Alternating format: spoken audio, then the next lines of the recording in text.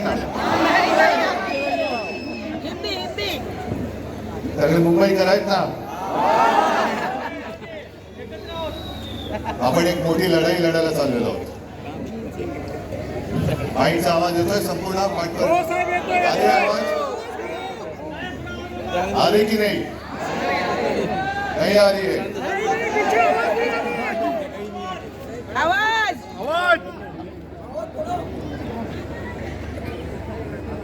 येतोय आवाज? जो लड़ाई हम लड़ने जा रहे हैं, जैसे जैसे भाई आपने कहा, उद्योग करने की लड़ाई नहीं है, किसी पार्टी या की लड़ाई, ये तो आप सबकी लड़ाई है, आपके देश की लड़ाई है, देश की लड़ाई है, आजादी की लड़ाई है। और इससे मैं कहता हूँ सिर्फ हम लड़ने नहीं जा रहे, ये तो लड़ाई अभी ही होगी। एक के साथ मैदान में उतरना आपकी बात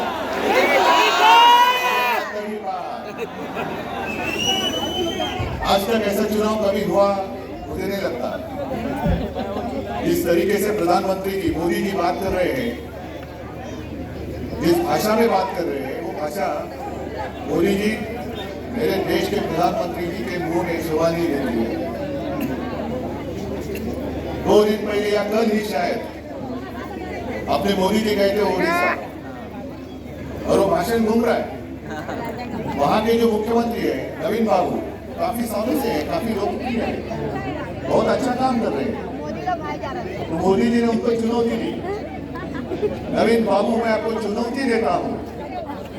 और पहली बार मेरे समझ में बात आ गई, मैं मुख्यमंत्री था लेकिन हर एक जिल्ह्याला सुद्धा राजधानी असते, पहली बार मुझे नहीं मालूम था। तो उन्होंने चुनौती दी, नवीन बाबू आप खड़े रहिए और बिना कागज के आपके उड़ीसा में जितने सारे जिला है उनकी कैपिटल बताइए।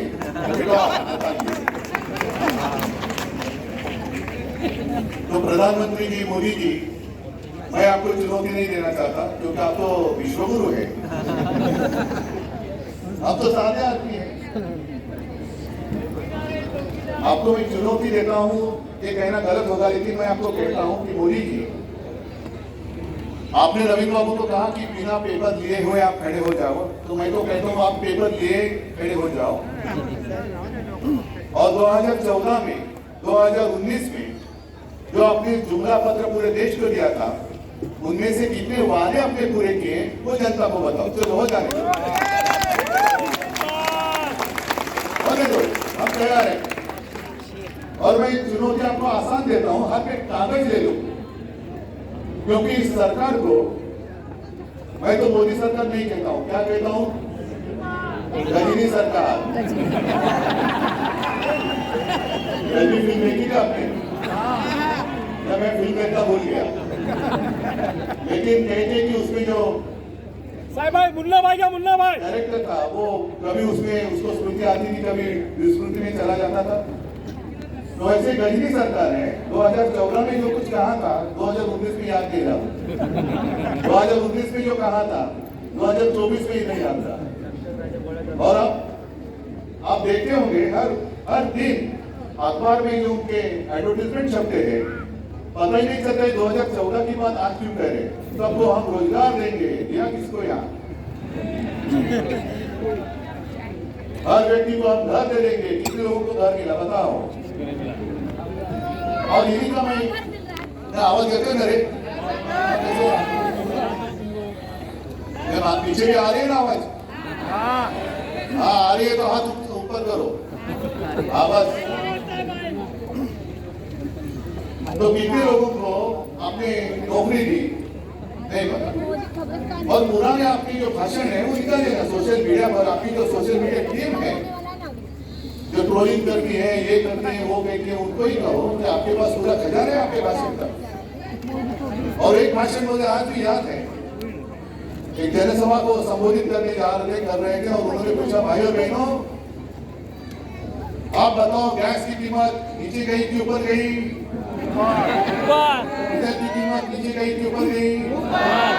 पेट्रोल की कीमत नीचे गई कि ऊपर गई? तो गैस डीजल पेट्रोल मतलब जीडीपी बढ़ गया कि नहीं बढ़ गया?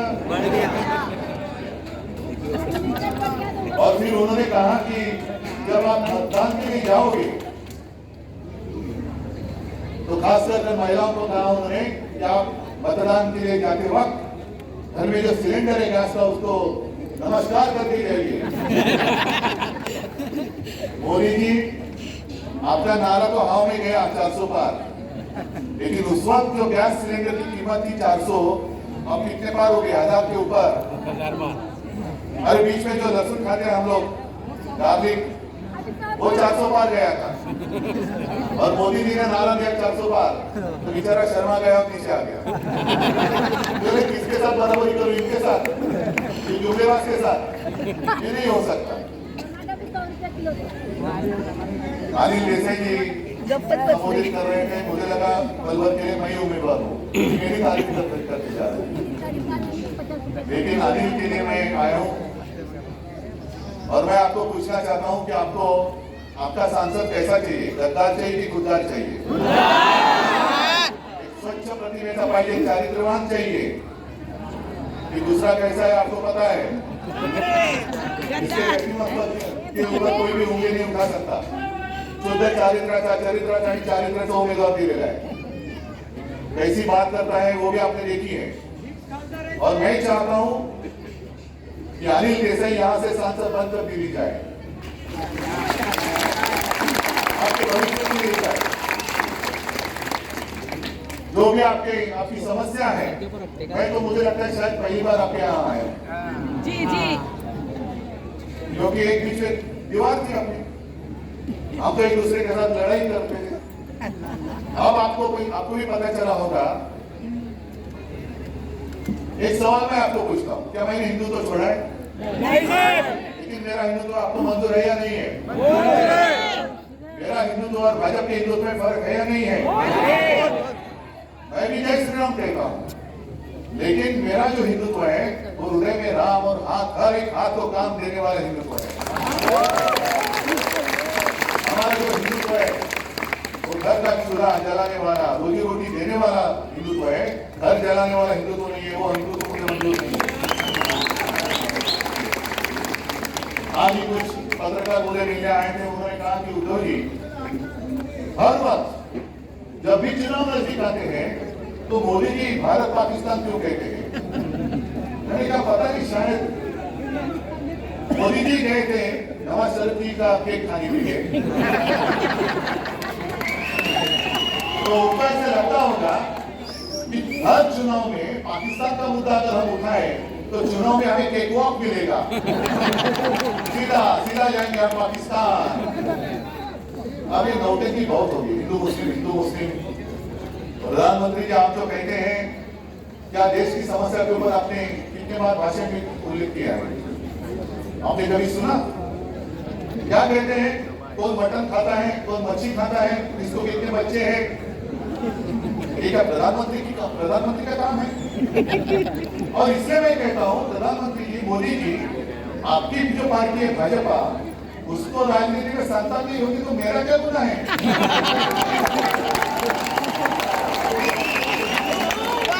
आपको हमारे बच्चे लेने पड़ते हैं गोद में, हमें कोई आवश्यकता नहीं। हमारे पास चाहे जितने लेके जाओ, जितने गद्दार लेके जाओ, ऑफर पड़ते और मेरे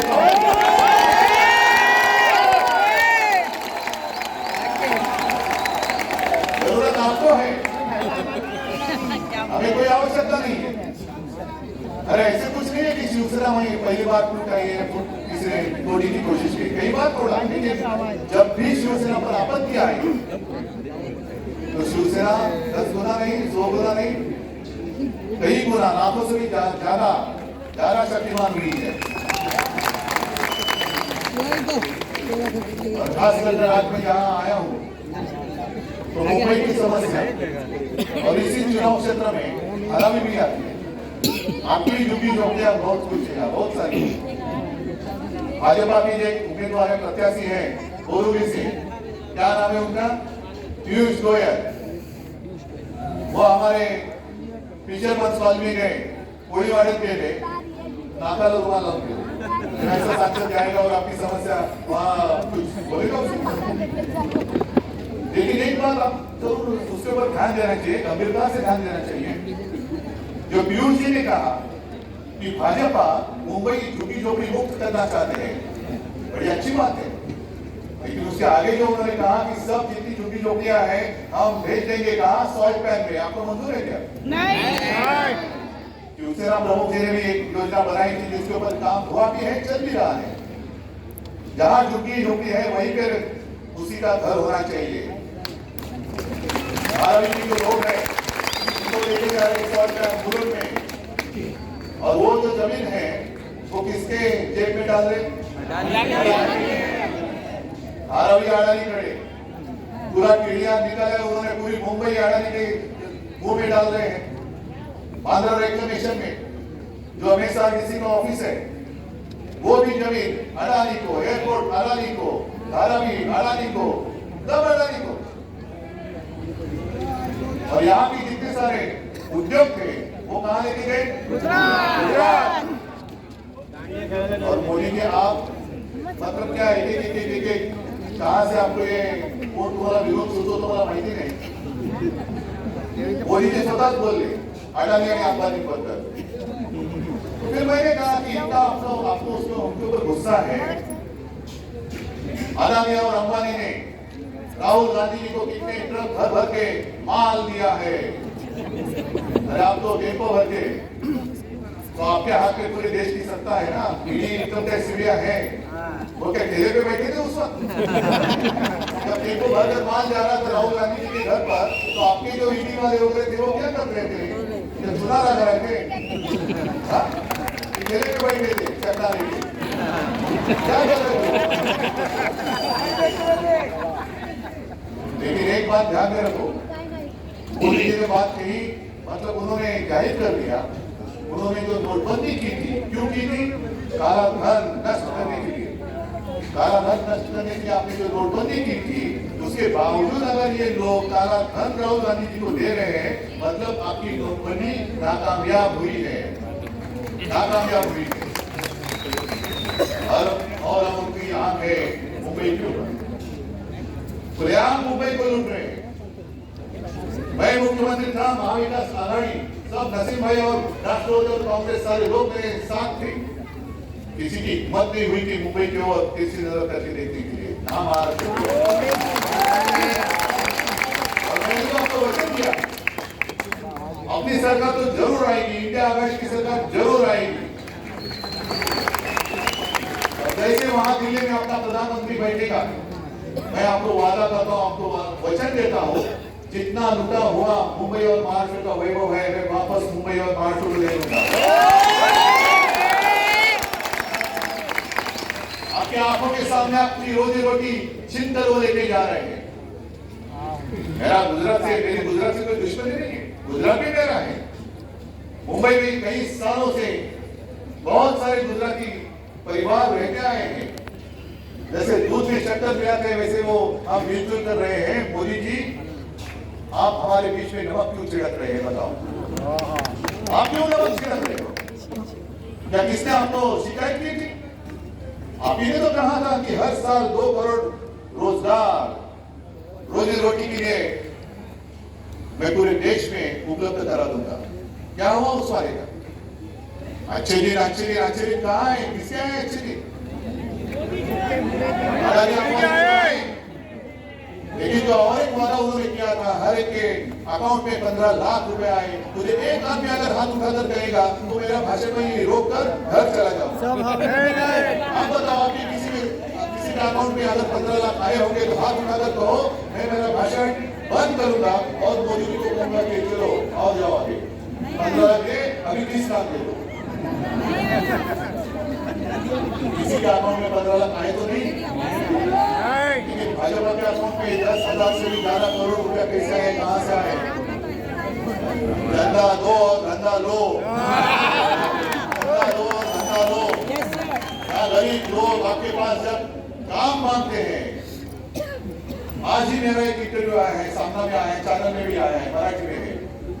तो मैंने यही कहा कि जब भी चुनाव आता है तो मोदी जी कहते हैं राम राम राम राम, और जब चुन कर आते हैं और कोई उनके पास जाता है तो कहते हैं मारा मारा मारा मारा। यही क्यों नहीं किए? मुंबई में आपने क्या किया, महाराष्ट्र में क्या किया, और अब सुना है कि आने वाले कुछ दिनों में भी मुंबई में वो रोड शो करने जा रहे हैं। मोदी जी, मेरी विनती है आपको कि इस रोड पर रोड शो करके दिखाओ।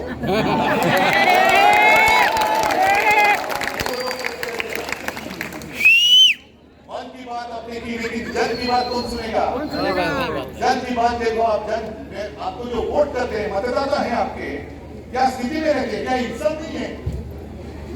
मैं जब मुख्यमंत्री था, आप मुझे बताओ कि कभी मैंने आपके बीच में भेद किया? कौन हिंदू है, कौन मुसलमान है, सब जब मैं उस कुर्सी पे बैठा तो संविधान की शपथ लेके बैठा था, मोदी जी जैसे आप बैठे। मैं किसी के साथ भेद नहीं करूंगा। कोरोना का संकट आया था, पूरे विश्व में एक संकट आपत्ति थी, और एक बात का मुझे समाधान जरूर है, धर्मों की बात नहीं, समाधान की जरूरत है। कहते हैं कि चाइना में 15 दिन में फील्ड हॉस्पिटल उन्होंने खड़ा करके दिखाया था। मैंने मेरे महाराष्ट्र में, मेरे मुंबई की जनता के लिए 17 दिन में पीकेसी में फील्ड हॉस्पिटल खड़ा किया। धारावी में बहुत बड़ा संकट आया था, सब लोग परेशान थे, दिल्ली से फोन आते थे मुझे, उद्धव जी क्या कुछ तो करो, कुछ तो करो, क्या करूं? नहीं ऐसा करो, ऐसा करो। नहीं ठीक, शांत रहो भैया, आप अपना काम करो। गो कोरोना गो, बनाओ, दिया जलाओ, हाँ कूदो, इससे नहीं कोरोना गया। लेकिन एक बात मैं जरूर कहना चाहूंगा कि मोदी जी, जब आप पूरे देश को खाली बजाने के लिए कह रहे थे, उसी वक्त मैं मेरे लोगों को 10 रुपए में शिव भोजन दे रहा था।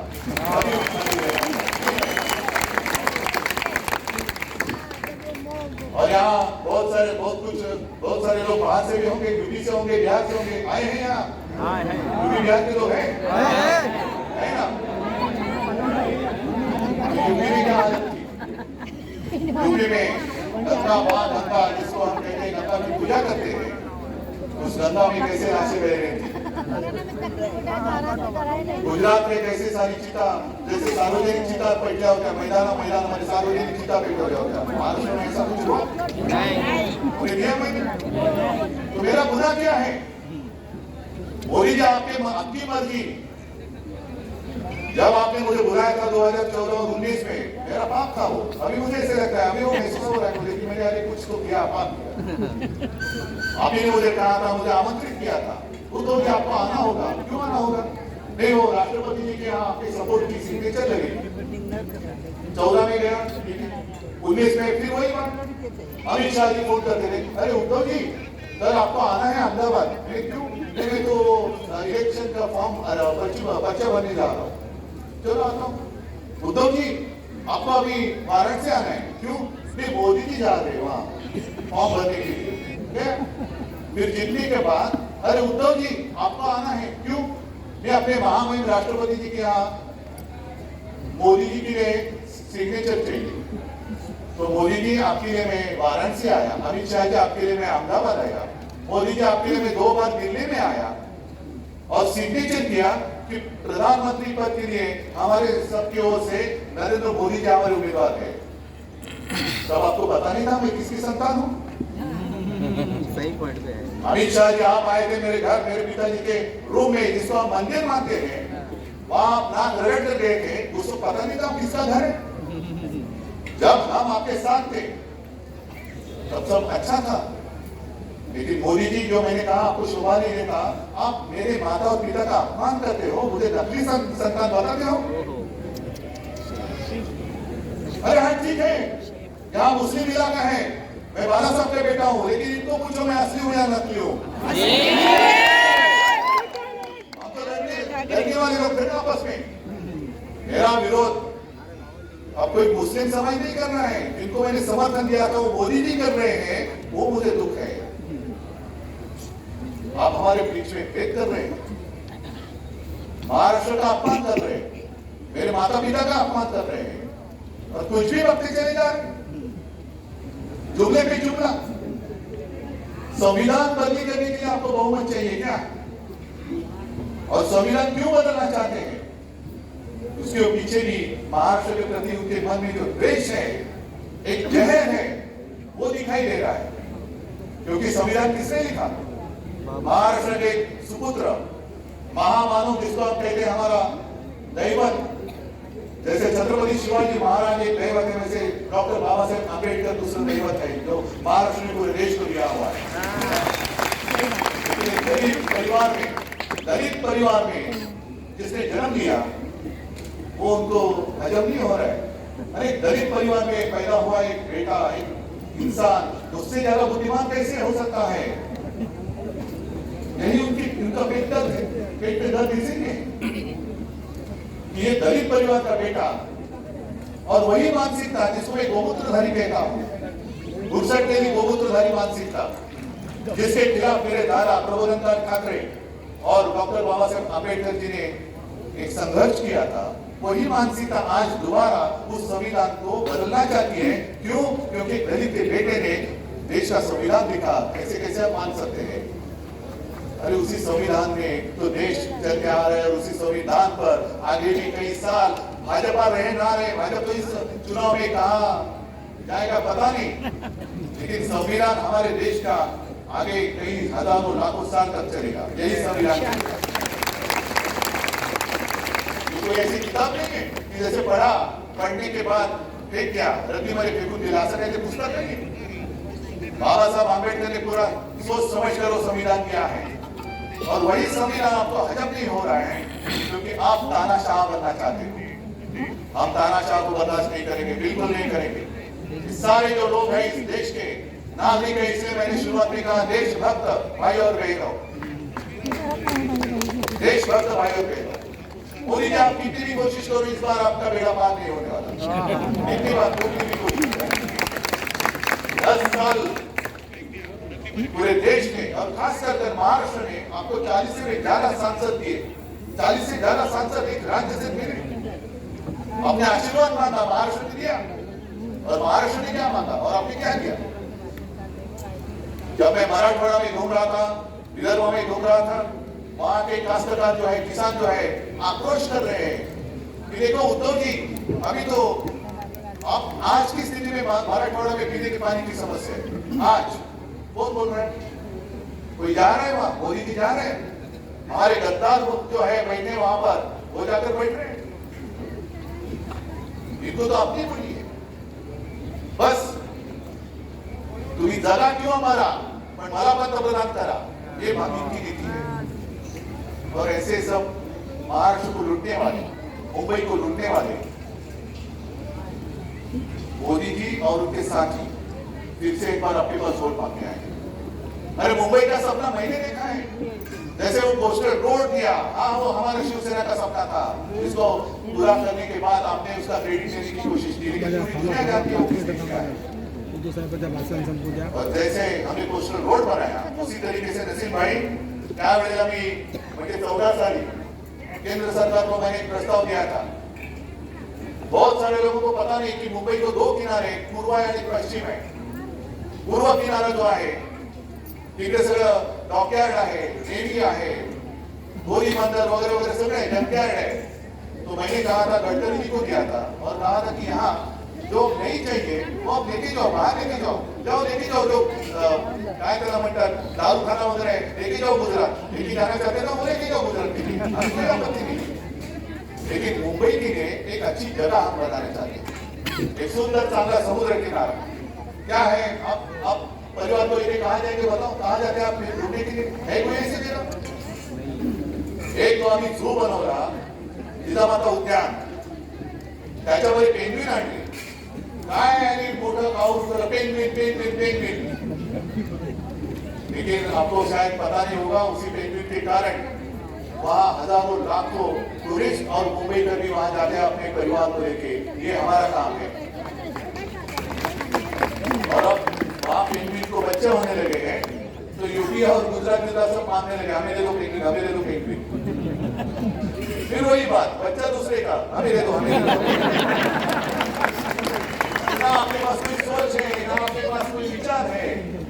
सब रेडीमेड चाहिए उनको, रेडीमेड।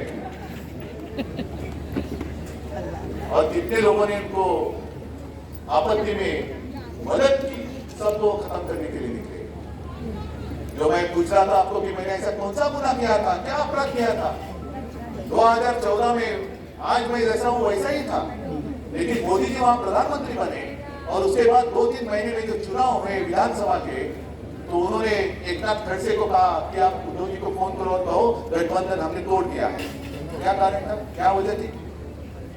2019 में आपने जो मुझे वचन दिया था वो तोड़ा, क्यों तोड़ा? तो ऐसे ही तो जुमलेबाज लोगों को अब दोबारा 3 बार, 2 बार तो हो गया, 2 बार तो गलती हो गई, तीसरी बार नहीं होनी चाहिए। और इसलिए मैं कहने के लिए आपको आया हूं और मुझे पक्का विश्वास है, एक बात का जरूर मुझे और समाधान है। आज तक कई सारे मुख्यमंत्री हुए, आगे भी होंगे, लेकिन जो सौभाग्य मुझे मिला है, आप सारे लोग मुझे अपना परिवार का एक हिस्सा मानते, पूरा महाराष्ट्र हिस्सा मानता है।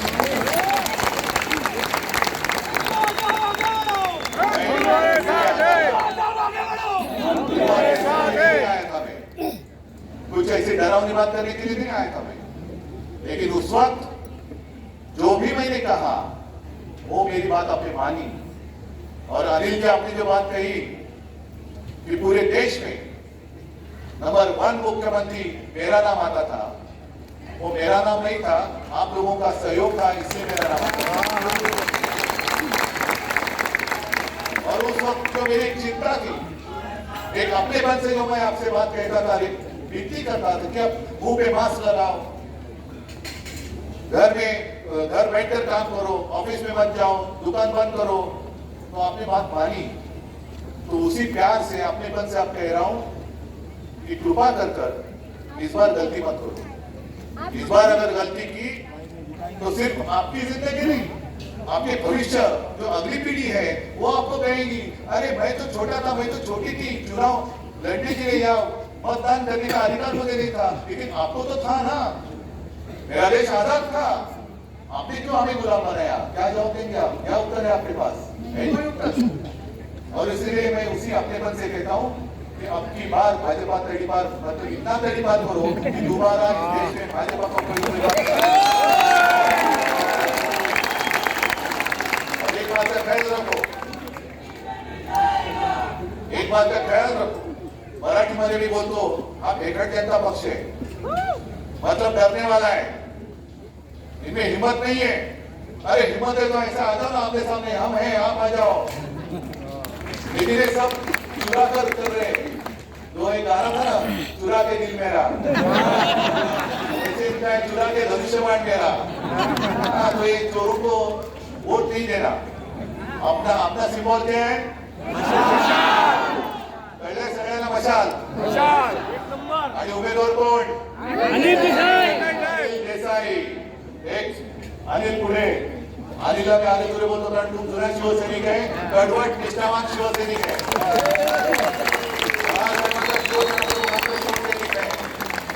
स्वच्छ चारित्र्याचा, स्वच्छ चरित्र असलेला, अंगावरती कोणताही डाग नसलेला, कोणतीही भानगडी नाही, हा थोडं पुढे या, कोणत्याही भानगडी नाही, आणि खासदार म्हणून त्यांनी उत्तम काम केलेलं आहे, म्हणून तुम्हाला तुमच्या हक्काचा निष्ठावान शिवसैनिक खासदार बनवण्यासाठी म्हणून दिलेला आहे अनिल देसाई आणि मशाल। एवढी मतं पडली पाहिजे की विजय झाला पाहिजे विशाल। जय हिंद, जय महाराष्ट्र।